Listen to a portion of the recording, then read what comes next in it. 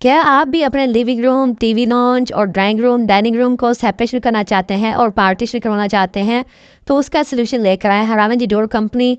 UPVC folding door. PVC folding door China से import किए जाते हैं, वाटरप्रूफ है, मुख्तलिफ रंगों में दस्तियाब है और अपनी मर्जी के साइज़ के मुताबिक आप तैयार करवा सकते हैं। ये दरवाजे की जो हाइट है वो ज़्यादा 8 फुट है और ये जो डोर आप स्क्रीन पे देख रहे हैं ये DHA फेज़ 5 के अंदर इंस्टॉल हुआ है। ड्राइंग रूम और टीवी रूम के दरमियान में ये सेपरेशन किया गया है और ये ब्राउन कलर में इसके अंदर आप ग्लास भी लगवा सकते हैं और हाफ ग्लास भी लगवा सकते हैं। इन दरवाज़ों की हाइट ज़्यादा से ज़्यादा 8 फुट तक होती है और चौड़ाई आपको अपनी मर्जी के मुताबिक मिल जाएगी।